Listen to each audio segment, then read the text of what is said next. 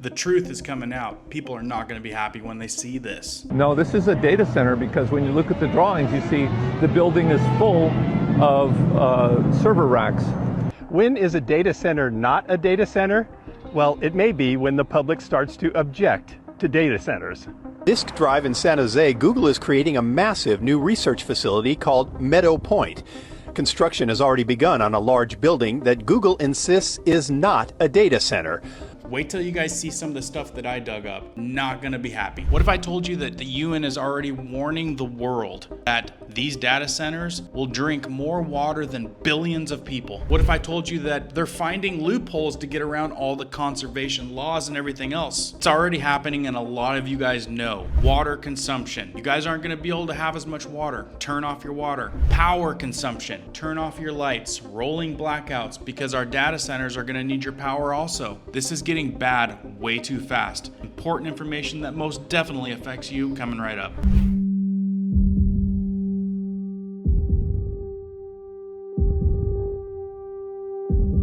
All right, guys, welcome back. I've got so much information on this, like I could probably do 5 videos, but let's see how you guys react to this first one and tell me if you guys want more, and I'll drop another one with equally as much different information that supports the concern regarding these data AI centers. First, I want you to watch this clip. It is a plethora of information that kind of gives us some insight on how these huge mega facilities are skirting around everything that we've put in place to give them guidelines to stay in line, because a lot of America is already feeling the effects of the loss of water, the loss of power. No, this is a data center because when you look at the drawings, you see the building is full of server racks. When is a data center not a data center? Well, it may be when the public starts to object to data centers.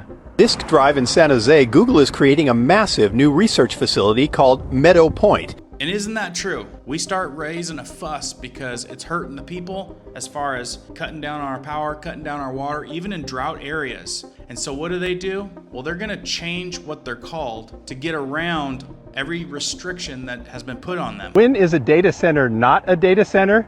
Well, it may be when the public starts to object to data centers. Disk Drive in San Jose, Google is creating a massive new research facility called Meadow Point. Construction has already begun on a large building that Google insists is not a data center.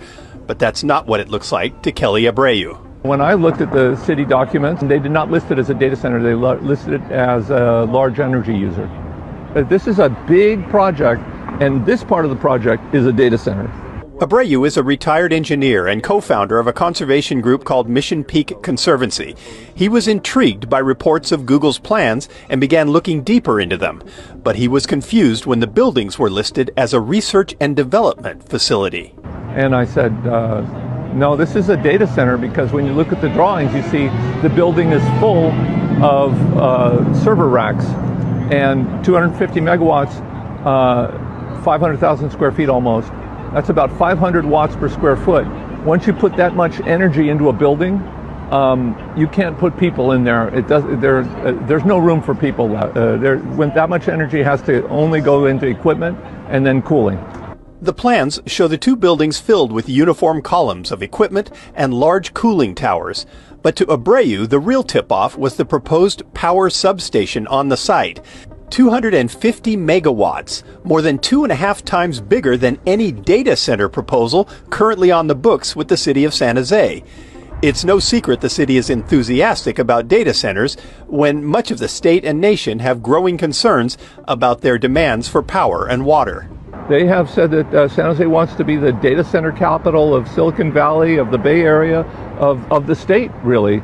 Abreu thinks the city may be purposely looking the other way when it comes to their own regulations. I think that they're trying to bypass the rest of the environmental review, so they don't have to go through in looking at energy use, water consumption, noise, and other environmental impacts. Simply because they're not calling it a data center? Yeah. The very term data center has become politically charged, but Abreu wonders why there would be such concerns about following the rules surrounding them. That hasn't been a problem for all the other data centers. California is building a lot of data centers, and You don't need to hide them. Isn't that something? So people start raising a fuss. Parameters start getting finally put into place. So what do? They go to the cheat sheet, figure out how to get around. Now they're naming these things that don't even have to get looked into. And remember, he said this one happens to be 2.5 times bigger than the biggest. Dirty dogs. And it's true, look at this. I looked up an article and it says Texas water plan ignores data center surge. Lone Star state officials scrambling to get ready for projects that serve artificial intelligence, but draft water outlook skips subject. And you guys don't have to look far. I mean, just search it right here. The Guardian, majority of the US new AI data centers to be built on drought hit land. They're still gonna build, they're still gonna make them. Texas water plan ignores data center surge. Yep, we read an article on that one. California will soon have more than 300 data centers. Where will they get their water? If they're already telling Americans to conserve water so that these data centers can have more of it, and you've got mega ones going in 2.5 times the size that are getting to skip around all the rules, that's probably gonna need 2.5 times the water that's not even getting factored in. Look at this article from the UN. The UN warns that AI will drink as much water as 1.3 billion people by 2030. The United Nations report warns not to focus solely on carbon emissions. The real impact of artificial intelligence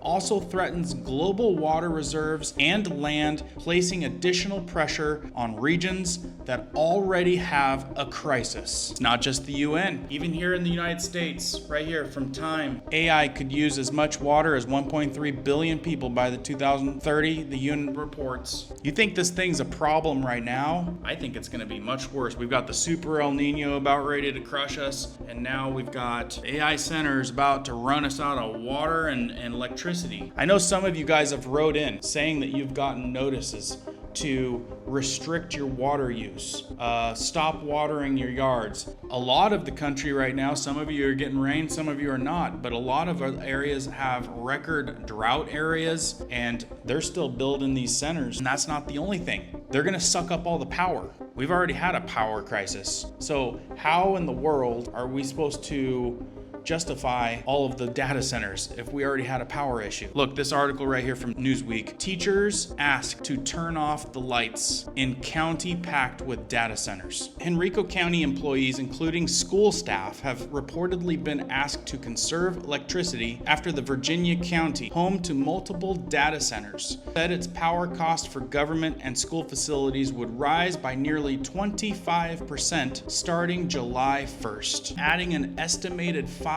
million in the next fiscal year. We are already struggling with inflation, gas prices, the cost of food, and everything else. How in the heck are we going to be able to justify another 25% on our power and who knows how much on our water if we even have any left? Let me know what you guys think down in the comments. I'm gonna keep a close eye on this. Let me know if you guys want to hear more on this. I've got so much more I could show you guys. If you think this is concerning at all and you want to spread the awareness, help me out, share this video, let me know what you guys think in the comments, let me know if you want to see more. And if you missed any of these recent videos, especially this one right over here, because I teach you how to make a homemade DIY air conditioner that shouldn't cost you any money. I'll keep bringing you guys information, awareness, and tips. Let me do the digging for you. Got a lot more coming down the pipe. Keep prepping, keep learning, keep doing. We'll see you guys on the next one.